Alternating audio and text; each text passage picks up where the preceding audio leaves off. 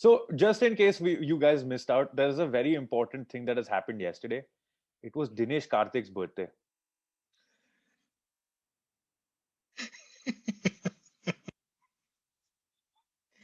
Sid, do you want to wish him happy birthday in your own special way? I don't want to wish him because I don't like him. But Phil wants to wish him. Phil says, "Happy birthday to you." Um, Have you consented? yeah. Are you sure? Yes. Are you over the age of 16? I'm keeping keeping this bit. Just remember. I feel like we should be making fun of the concept of consent.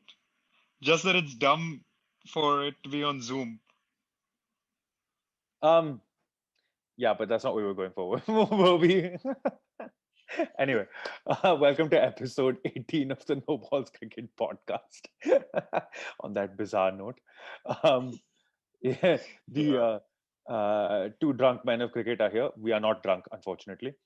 Uh, We've actually never been drunk during an we've episode. somehow never drank on the pot. Well, we haven't drunk on the pot for a long time. Yeah. We've Yeah, never been drunk for an episode. We that somehow take this a lot more seriously than we pretend. maybe the next time we have Rob on. Anyway, um,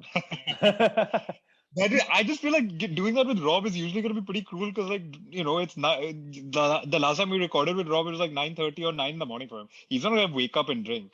so next time we wake up and drink. Hmm. Just saying. Um, anyway, we're going to skip the roundup and head straight to our 20-minute timed segment because not a lot has happened. Yeah. Mr. Respected journalist will fill you in on the Bangladesh Sri Lanka series. That was basically the only cricket that happened last week. Yeah, and really, we recorded last week after the first ODI. By the time we put up the episode, the other two were also done. Uh, we had mentioned that how Bangladesh ended a losing streak of I don't know how long it was, 10, 15 matches, something like that. Yeah, so their win Uh, streak after that lasted one more game. yeah, exactly. Yeah, They won one more, then they lost to Sri Lanka, and yeah, that. yeah, But they beat Sri Lanka in the series, so now we can have new jokes about who the worst team in world cricket yeah. is. Yeah. I Uh, have just discovered today, I did not know that this was happening, but apparently the Netherlands and Ireland were having an ODI, which the Netherlands won because Ireland couldn't chase down 195 in 50 overs. yeah. That actually has a lot of. I'll just get into this before. Obviously, this is also we're post day one of the England New Zealand Test match, the first test. Yeah, Devon yeah. Conway scoring 100 on debut, New Zealand and 246 for three. Um, we will get into the whole shitstorm surrounding that in a second. But on the cricketing side of things, England looked pretty toothless on a pretty flat looking Lord's deck. Beautiful sunny weather has hit England for some bizarre reason. Um, Also, but we should point out one major development in England cricket that has come out of this Test match. we will They get into have it on our 20-minute segment. This is the roundup. the roundup. We just said कि the roundup is not necessary. हो गया ना roundup. You suddenly started Bangladesh beat Sri talking Lanka, Ireland, suddenly Netherlands beat started Ireland. हो talking गया about खत्म Ireland done. and Netherlands. So then apparently we have a roundup. Um, अच्छा but okay. those are Well, the three things. we're done with it all. We're down with the roundup, basically. Let's just quickly round up the roundup. Bangladesh beat Sri Lanka, Netherlands beat Ireland. Good. New Zealand and England are in the middle of a test series. Excellent. In the middle of a test match. Okay. Rather. And now on to our 20-minute, well, cricket Uh-huh. in 20. Let's just call it that, shall we? Yes. Huh. And go.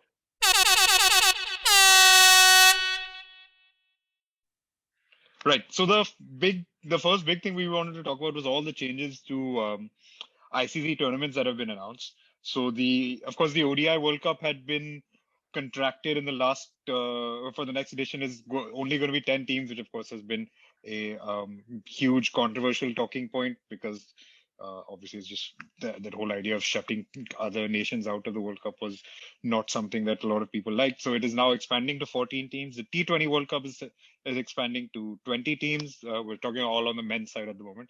Um, and the biggest thing is the ICC's wet dream has come true. They now have one ICC tournament every year from 2024 on to 2031 because the old Champions Trophy is back.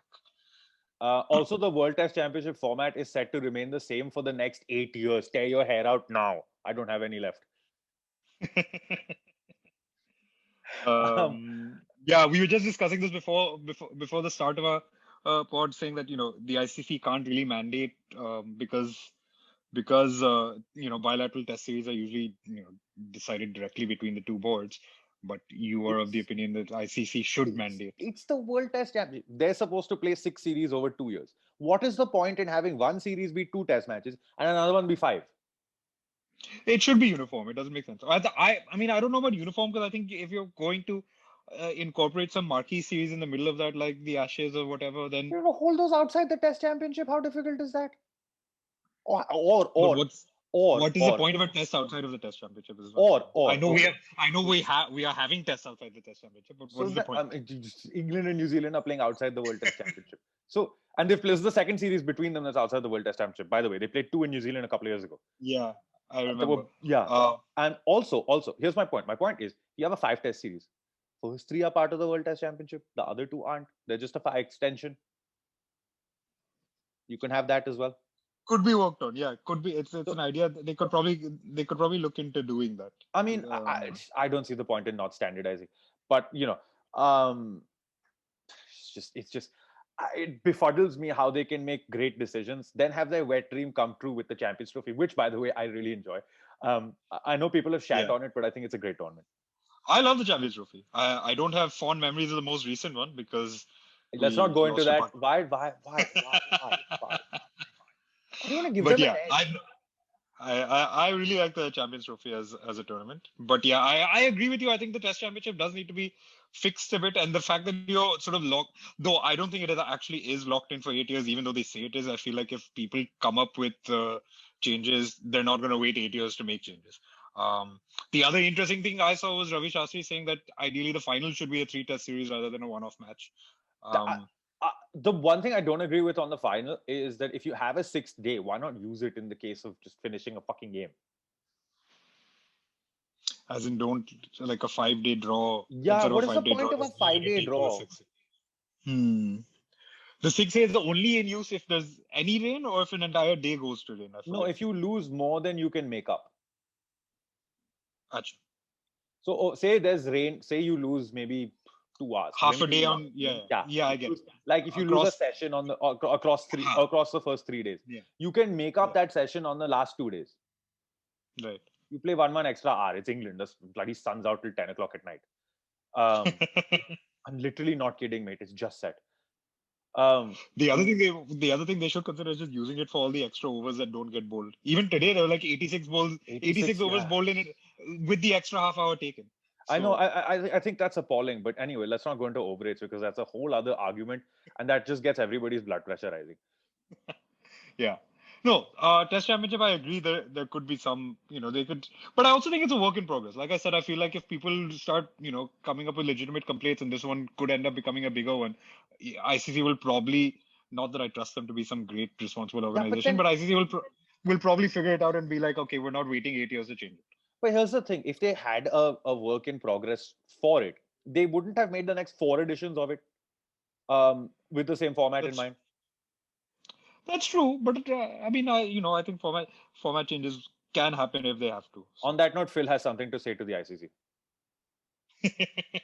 Yes, our latest pod member, permanent pod President. member, I think. Well, he's now our Phil, mascot, Phil the Fucktopus. yeah, Phil Um, the Fucktopus. yeah.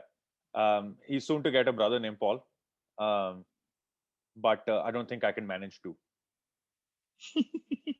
Anyway, um, moving on. Okay, so moving on from the World Test Championship, that's again an argument that we will spend eternity on because I hate the format. He doesn't think it's that bad of a. Oh shit! I can't drop Phil. Um, um, I think you need to just get Phil to flip you off now. You just dropped him. that one's for you. You just Yeah.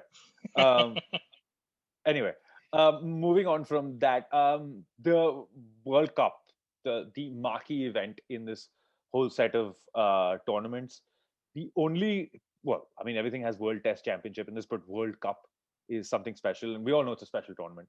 Has been moved back to 14 teams. I think that's a great thing. Um, But it was funny, I saw this Cricket Folk poll, and most people were actually in favor of the round robin format, which is weird. So I think the The 14 round team, gives the associates opportunities. I think the round robin format works for a smaller tournament. It's fun because you get everyone playing each other. Yeah, It's a good. I think that's a good system. But obviously, it works for a 10-team tournament. The moment you go to 14 teams, then it just makes the tournament a lot longer. And we've seen tournaments drag on for way too long, and you kind of lose interest in the middle, like that infamous 2007 World Cup in the West Indies.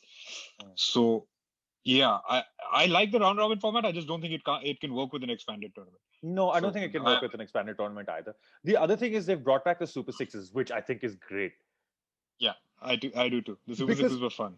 you know what it does is it, instead of having the top four qualify for a quarterfinal and then a straight knockout from each of the two groups that they're going to obviously Yeah, do, seven in each in on each side of the tournament. Um, Top three qualify for the Super Sixes, creates a bit of jeopardy. I love it, absolutely love it. yeah, yep, I agree. And it then becomes six out of say nine or 10 teams as opposed to eight out of nine. So then you're missing one basically. Yeah, no, I think it makes sense. Listen. I used to love the Super Sixes as a format. You used to get some great Super Sixes games. I mean, who can I think my forget last.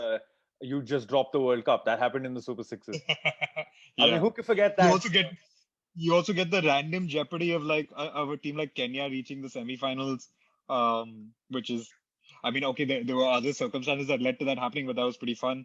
Um, and it Yeah. also gave India an easy pathway to the finals, which was the It best was part of it. only in two tournaments that we had the Super Sixes, but they both create. I mean, there was some fabulous games. Yeah. And Yep. as you said, it created double jeopardy. I mean, South Africa in one tournament got through to the semifinals, and we of course know what happened in 2003 in their home World Cup. Um, let's not go into how they choked. That's a story for when the World Cup actually comes around. Um, um, but no, I mean, I like the Super Sixes. I think it's a great format. Yeah. And I think also it's a good way to accommodate having a more expanded tournament, which we all were in favor of. Yeah, I So mean, it's yeah. the thing is, without the expanded tournament, how are you going to get upsets like Ireland beating England, for example? Yeah. Um, well, I mean, Ireland beating basically anyone that they've beaten in the World Cup. They've made that whole Yeah. giant killing thing their own. I mean, you don't get upsets like Bangladesh beating Pakistan otherwise, will you? Sorry. Hmm. Again, now that I've pissed off the entire country of Pakistan, now that you have my attention, let's carry on. Yeah. So just to sum up, so from the 2024 season onwards, 2024 you have the both men's and women's T20 World Cup. 2025 you will have a men's Champions Trophy. You will have the World Test Championship final. You will also have the women's ODI World Cup. 2026 you have the two T20 World Cups again. 27 you have the men's ODI World Cup, another Test Championship final, and the women's T20 Champions Trophy. 2028, you have another T20 World Cup for each side. Damn, they're really milking the T20 format every 2 years. That's what it was originally supposed to be. And then Yeah. they somehow threw it into, I don't know why they just decided after 2016 we won't have another one for 4 years. Well, to be fair, I think the World T20 is a short, sharp, and really exciting tournament. And I actually really enjoy it. The only thing is with this expansion to 20 teams, right? My issue with it is that what they did earlier was you'd have all of the minnows play each other and then only two or three of them go through, which made no sense. You know, Yeah, it was it kind of didn't make sense at yeah, like get them into the World Cup or I mean, don't I wouldn't say or contract it, but yeah. just like you make up your bloody mind. Don't have this in between kind of jazz. I mean, let them in, make it a 14 team format. I think a 14 team format for the T20 World Cup would work great. Again, split it into two teams, play six, and then instead of going down the Super Six route, just have the top four, two from each group, semifinals. That's effectively what we're doing. The new World Cup the T20 World Cup format is going to be four groups of five, and the top two reach Okay, yeah, the that's not a bad idea Super either. Eights, Yeah, and then the Super Super Eights. Eights, from the Super Eights you go to the But semi-final and final. then that's the whole thing, right? Super Eights again, you split it into two groups, and it just becomes a bit of a mess. I think if you're doing five groups of four, then just go directly quarters, semis, finals. I think then the knockout competition becomes fun. Yeah, I agree with you. I just think T20 cricket is just one of those like just the format everyone loves and everyone will see more of. So I think it doesn't. It's one where it doesn't really matter how much you tweak with the format. If you have the number of teams and you have everyone participating, it's great. I mean, I have to say that I think we've had what since 2007, we've had how many T20 World Cups? 7, 9, 10, 12, 14, 16. So 6 World Cups. Yeah. I can't remember a single bad tournament. No, I mean I can as an Indian fan, but not as an overall cricket fan. In general, I mean, the Yeah. one that you really hated the most was England winning in 2010, right? I don't know if I hated that Or because Pakistan winning honestly, in 2009. yeah, Going off I Olympics. honestly didn't hate England winning because the other option was Australia winning there, so I was very happy that England won that final. Yeah, okay, fine. Fair point. I could have done with neither winning, but that's another story. By the way, Australia still haven't won a T20 World Cup. Huh? Just saying. Yeah, Um, anyway, so that's the T20 format. I think it's a great tournament. It speaks for itself. I don't care how much you tinker with it; it just remains as good. Um, it's short, sharp. It achieves exactly what it needs to, and usually the best team wins. Usually, yes. except for Usually that is what 2014. happens. Let's not go down that route. Let's not go down that route either. Yes. um, okay. Then where do we go from here? We go to what happened after the first day's play of the England New Zealand Test match regarding the debutant Ollie Robinson. Yes. So it turns out that Ollie Robinson. So I don't know who watched the Test match from the start of play or even from the before the start of play today, but England, as has been become common in a lot of sporting events around the world, England did this whole thing of wanted to do like a moment of unity, and they like presented And then they Ollie held Robinson, up a T-shirt with like some messages about what was it about like some stand about against homophobia, sexism, etc., racism, all of that, which is in theory a great message, but then Ollie Robinson kind of screwed it up. and Phil has something to say about the sincerity of England's message. Well, Yeah, especially I after, honestly, specifically after what Ollie Robinson did. Anyway, but it is ridiculous. Those tweets are 8 years old, yeah. 9 years old. It's come from 2012. Yeah, some of the and the thing is, here's the thing. I mean, I saw his apology also. I feel like he could have just not said as much and just said, "Dude, I said racist. I said racist and sexist and homophobic things back then. I'm sorry about saying that. He went way too long into like explaining that this is not who I am as a person. I've grown, matured, blah blah blah. Um, this is also, I think, now people need to realize you put things on Twitter uh, they unless you go make a conscious effort to go and delete them, which is going to be kind of stupid anyway. They're gonna be out there, so either be careful in what you're saying or just educate yourself so that you don't end up saying stupid shit to begin with.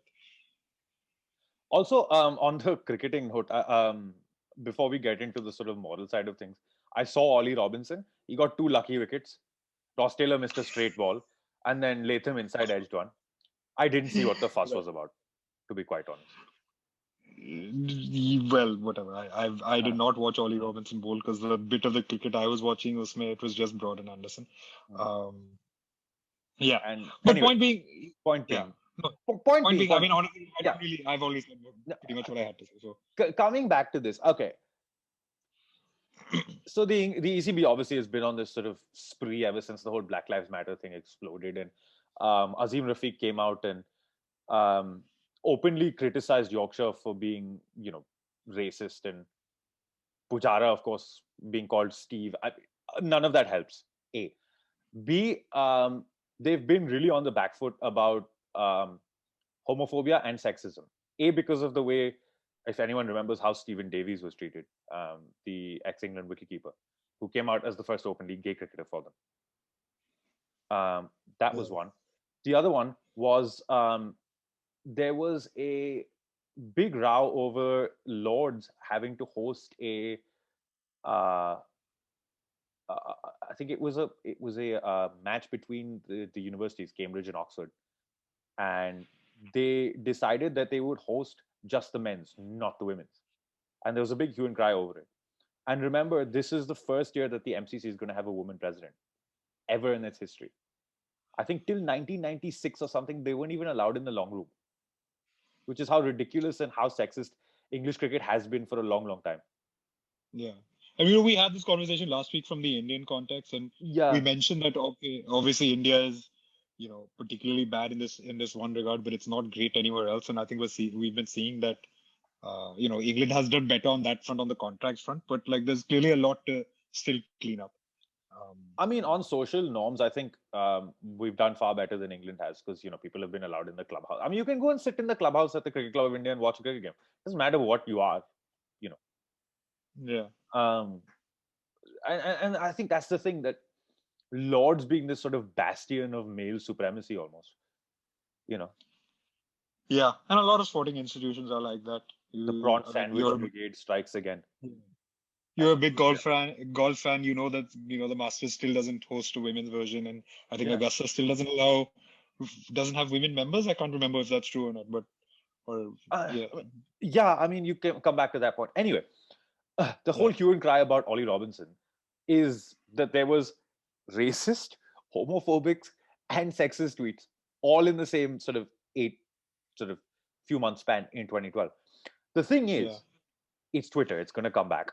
We all know that, right? So unless you delete it from there, people are going to find it. Secondly, how has the ECB not seen this happening? Yeah, you know what? I think the ECB just has a weird record with this. Recently, there was that shit. I'm forgetting the name of the guy who was prosecuted for um sexual assault. Like this, yeah, I think this under 21 or you know 18 cricketer. It's a really bad case though, because it was basically like this one team member's girlfriend was sort of like sexually assaulted by other people in the team while this guy didn't even know. And uh, I can't remember the exact name, but like that guy is more or less just been accepted back into the fold. Um, you know, it's I think a lot of it is just England doesn't want to really make anyone face severe consequences. So they'll do the sort of bare minimum. And I think this is probably true across the world as well. I think very few people get like banned for sexism or banned for racism or whatever. I mean, you look It at doesn't. I'm going to take an example out of cricket, but you look at somebody like Chad Evans Yeah, back you playing know, football. playing football and then being convicted of sexual assault, obviously. Um, and I mean, look, it's a hard thing to um, accept. And the point here we're trying to make is Ollie Robinson, okay, he said these things. He said them 8 years ago. Is it sexist? Is it racist? Is it homophobic? Yes, it is. Why? So obviously he's gone through a program. He's not said anything in the last 8 years or 9 years, right? Yeah. Is it acceptable now? If he'd said it now, I mean, now it would have been a different story. But the timing of it could not be more beautiful. Yeah, that I think given that's that the it happened today.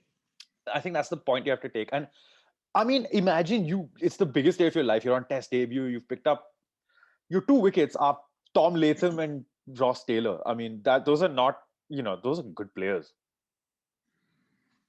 Made your test debut, your first game at Lords of all places. And then this happens to you. I mean, I feel bad for the guy, but in a way, I don't feel bad for him. You know, if that makes any sense. Yeah, I honestly don't really feel that bad for him. I think it's the he might get vilified for this, and then he face some level of consequences which he should. I think there's only so far you can get with the whole this happened 9 years ago thing. Like at the end of the day, if you said it, you said it, and it's unless you can show that Yeah. oh, Okay. we are up. Yeah, We we're are up up. with our We're pretty much through everything anyway. yeah. But yeah, like Yeah, basically, I don't really feel bad for him. That's all no, I I have to don't say. feel bad for him. But just like you want to go through this sort of thing where the other thing is, do you know with England cricket? This is the thing with England now. Um, Weirdly, in a way, right? The cricketers in India, because of their lack of an actual sort of social media presence outside of their games, they don't really say much about anything. Yeah. Protects them in a way. But I mean, you're better off not saying anything than saying something stupid. So I agree. I agree entirely. And of course, yeah. that's how it should work. But yeah, I mean, Yeah. here's the thing now. What are the consequences to this? I know it's 8 years old. Yeah, I don't know if I mean, if he gets stood down, and I mean, he probably won't get stood down from this test, but if he gets stood down after this test is over, and you know, I don't know, made to undergo some sort of like, one of those training or education sort of systems that you have, uh, work, whatever workshops and stuff that like stuff like that that a lot of companies and stuff have started doing. Probably that happens. I don't know if it's just a case of doing that and then coming straight back into playing cricket. I mean, I get the feeling that's the likeliest thing that's to happen, that will happen. I'm not really sure what better solutions there are, and I'm like open to hearing from anyone else on how people could do this better. Do you think the ECB is being sincere about this? I don't. I really don't. And I really doubt their I intention. don't, but I also don't think most sporting institutions, most companies in general, when they talk about these things, I don't think that they're being sincere. I think most of it is just a branding exercise. So, I mean, for in this particular regard, I'm not really going to single out the EC because I think all organizations and companies are like this. I mean, that's the thing though, is that they have this particularly bad reputation with everything that's gone on at Yorkshire. Yeah, they do. But I feel like, I mean, for example, you have the whole like the no room for racism thing that is happening, that has been happening before every Premier League match where everyone was kneeling. But I think the Premier League and English football in general has an awful history with racism. You know, You know, having said, and I'm going to get into this because I know English cricket, English football has had a very bad time with dealing with racism. A, yeah. B, the ICC has been absolutely fantastic when they deal with racism. They hand out bans left, right, and center. I'm trying to think the last time I got, when did someone last get banned for racism? I can't. Sarfraz Ahmad for calling, I can't remember who it was, but it was a black cricket. He was on tour in South Africa. Oh, yes, I do remember that. I Yeah, can't yeah, remember. I yeah. think it was, I can't remember who it was. It was Bavuma or it was Engidi, one of them. And he basically said, Kalle ko, Yeah, so on yeah, and yeah. so forth. Uh, Basically meaning, obviously, if you're not Indian or from South Asia, you will not know that basically means black in Hindi or something like that. Urdu. Yeah, In Urdu, yeah, multiple languages across Asia. yeah. But he got he got an 8 or 9 match ban or something. It was a pretty stiff ban, and I thought, wow, man, like this is they're serious about this. Yeah, 8-9 matches. I mean, that's the thing. I think 8-9 matches also in cricket seems a lot more than say 8 games in football because games come a lot quicker Yeah, in and football. So, especially so if you you're on, realize, and it's 8 international matches, especially if you're on tour. It's not 8 days of yeah, cricket; it's 8 matches. So it could be yeah, you miss out. And he was captain yeah, at the time as well. yeah. So Um, I thought they were very stiff about it. And obviously with the IPL and all the T20 leagues, I think it's become far easier to have a cultural exchange um, in cricket because you go to countries that are majority non-white a lot. yeah. Yeah, but I think this is also, this has thrown up some other issues, and along the lines of the Sarfraz Ahmed one was when Darren Sammy came out last year talking Yeah, about this kind of stuff he'd heard in IPL locker rooms, which until that point he thought was a joke or was an yeah, endearing yeah. statement, and then he realized that it's not. And that's never that particular thing has now not really led to any consequences. Um, Whether Indian cricketers have realized that okay, it's not okay to say this is a different matter, but Yeah, no one's actually faces suspension or anything. yeah. But that's the thing. I thought the ICC were very sincere about what they were doing with racism. There was no room for it. And the minute you're caught on camera saying something like that, you will get banned and you will get a heavy ban, which I thought is good. Yeah, I think that's a great way to yeah, deal with it. yeah. I think there is that. I mean, we've seen we've so yeah. When the ICCs had to do it with specific individual players, it's worked. When it comes in the form of like, uh, you know, getting fans to stop racially abusing players, that I don't think much really enough has been done on that front. But I don't think Um, that's an ICC. See, that was the thing because it happened to Siraj in Melbourne, if I'm not wrong, earlier this year, yeah, yeah, but or like late it last year happens rather. all the time. It Yeah, happens in Australia. It happened in happens New in Zealand New to Jofra Zealand. Archer as well. happened in New Zealand. Yeah, it happens pretty much everywhere. I would not be surprised if it happens in India, though no one's really reported it. Yeah. But yeah. Obviously, there were those monkey chants all those years ago for Andrew Simons. Yep. Wankhede Stadium, of course. Those, and that's the Yeah. thing. Those spectators got a life ban, much like Shah Rukh Khan.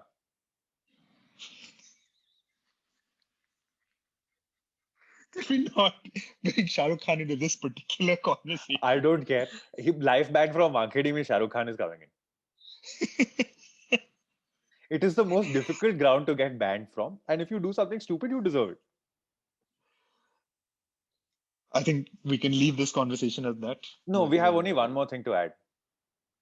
Only one more thing. Did Jofra Archer predict this? Speaking of Twitter. Yeah, basically, if you want old tweets, you want to surface, you want them to be like Jofra Archer's. Exactly. Where he's predicting basically predicted everything. The universe. Yeah. The universe. Yes. On that note, yeah. So I don't know what happens with Ollie Robinson. Let's see what England does on that front. I kind of get the feeling he might just get dropped. I mean, they did it to Alex Hales, so I don't see why they won't do it to Ollie Robinson. Yeah. Oh, that reminds me. I fact check myself. So Alex Hepburn was the cricketer I was talking about. Alex Hepburn. Okay. Yeah. Yes, and he did actually get convicted. He has not been welcomed back into the fold. Yeah. So my apologies on that front. Yeah. Let's see. Alex Hales should be back, by the way. Isn't his biggest issue just that he did some coke? I mean, no, was it? Don't do coke. Don't do coke, but you know. We'll get into that later. It wasn't coke; it was weed. Oh, he should definitely be back. Who cares? My point exactly. I mean, Ian Botham did weed. Nothing happened to him. He got his bans, and you know. I mean, of course, cricket's history with racism is a different story when it comes to dealing with bans and apartheid in South Africa. But that's a whole other discussion. Let's not go into that. Anyway. Yeah. Just remember two things. One, bans are the best way to deal with it. Secondly, if you're going to put anything on Twitter, be like Jofra. Yeah, just make nice predictions. Yeah, just or even crazy predictions. It doesn't matter. Just make predictions. On that note, I think, are we predicting that England are losing this test match? I mean, I would think England are losing this series because, I mean, Ollie Robinson is their third seamer. Yeah, that's also because they're rotating. They have, Stokes isn't playing, Archer isn't playing. Yeah, but I mean, when you come up with something of that quality, you're just like, what? Oh, on this note, so you didn't let me finish my major news update at the beginning of this pod. But basically, England have unearthed. We all know how much England struggled with finding good spinners. It's been a lifelong problem for them. There's been a handful of good spinners, but England have finally unearthed one who actually can be sometimes quite decent. He has a Test match fifer. He, seems to be a better player than someone like Dom Bess or possibly even Jack Leach. Let me introduce you to England's frontline spinner, Joe Root. They are losing this series. New Zealand are probably going to. I'll be surprised if New Zealand don't bat them into the ground tomorrow. That pitch is ridiculously flat. And I think on the second and third, in the third and fourth inning, it'll start taking some spin. Santner will come into the game. Yes, we know he's not the best, but Santner versus Joe Root, who wins that? You guys can decide. I genuinely think Joe Root would win. Is the better spinner between him and Santner, actually. Are you kidding me, man? Really? Are you kidding me? Mitch Santner his best figures are 3-4. Yeah, this is the game that all changes. Look, I'll tell you what. It's summer now, finally. I can call it summer because I swear to God, today felt like I was back in Bombay. It was really hot. The weather is going to be up and down the country. So you'll get some warm weather. There won't be much cloud cover. The spinners will come into it. It should be some fun test cricket. Do watch that. Huge month of cricket coming up. There's 2 tests between England and New Zealand. There's the World Test Championship final. And then, of course, 5 tests between India and England. So a lot of cricket here, but there's also South Africa and the West Indies. And yeah, so lots of cricket coming up. be enthused. So South Africa and the West Indies means we can bring Ian back. We Nice. will bring Ian back for that. We'll probably bring Niket on for the World Test Championship as well. So yeah, We big should let things. everyone know we are, I guess, 99.99% certain that he has nothing to do with the pitch for that one.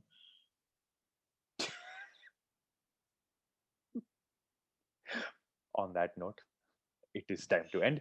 Thanks very much for watching. If you are watching on YouTube, like, share, subscribe, hit the floating bell icon. You can see it, it's below this.